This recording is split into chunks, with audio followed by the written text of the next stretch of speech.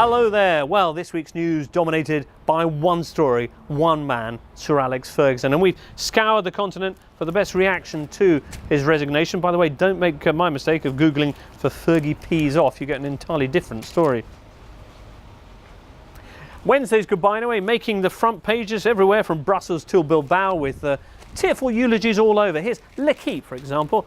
Fergie takes a bow. C'est le dernier tango à Carrington. They say a page of history turns. Inside with our best wishes. Their Manchester correspondent Eric Bilderman, Bob's brother, I think, recounting his first ever meeting with Ferg, in which he turned up unshaven and Sir Alex gave him the keys to his office and told him to take a shower, later confiding, "Don't worry, we both hate the English." The Scots.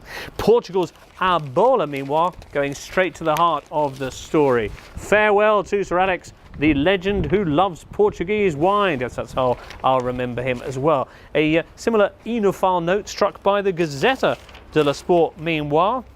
Sir Stop, their headline on Thursday, and underneath the editorial by one Carlo Ancelotti, who says, "I remember bringing him a fine bottle of Ornellae," says Carlo, eyebrow delicately raised. He was a legend with a capital L because United gave him the time to become one.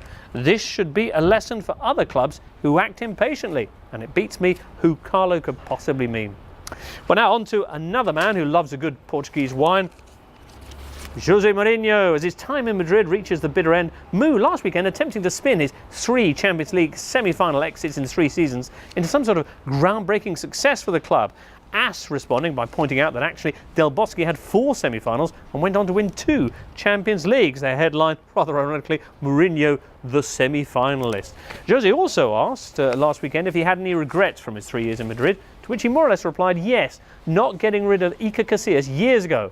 Boom! Even Mou's very own attack dog Pepe felt that this was too much, demanding that Mou be more respectful. Mou responding by breaking off all contact with the team. Now, this is a bit of a problem with the Copa del Rey final to come later on this month. So Real Madrid president Florentino Perez made an appeal for 12 days of ceasefire, which went well. On the 3rd day of ceasefire, indeed, Mourinho telling the press, "Pepe's frustrated because we've got a 19-year-old that's better than him, and that Casillas won't play again till hell freezes over." Boom! Mourinho, it's another broadside, says Marca. Resign, says Jose. I'm thinking of continuing. Hurrah! Well, the next day, Marca revealed it's now 3 days since Jose has spoken to his players, but the Chelsea boys, to them he talks. A quote here from John Terry saying he's been in touch with us all the time. Well, if your manager would rather talk to John Terry than you, things really must be wrong. Curious thing, though, is that amidst all of this, Madrid's players went out on Wednesday and won 6-2 against Malaga, with Ronaldo here getting his 200th goal in 197 appearances, while Mou kept his head down, submerged by a barrage of whistles. With Jose now about as popular in Madrid as a blood bag, As asked, when will the club take the bull by the horns and fire him? Will no one rid us of this turbulent manager? A question that Mou himself, the stubborn one, as As now dub him, is probably asking himself. Well, moving on anyway, and we've got some non-Mou and Fergie news for you too, with the transfer talk, the annual Neymar rumours, for example. This time, Real Madrid supposedly offering a world record 120 million euros because they don't want Barca to get their hands on him. Sport, they reckon the Brazilian superstar will say no to Madrid. El Mundo, meanwhile, have Barcelona to sign Roma defender Marquinhos, and Pepe Reina, the man, of course, who famously put a Barcelona shirt on Cesc Fabregas during the last World Cup, and can imagine Cesc trying to take one off him if that deal goes through.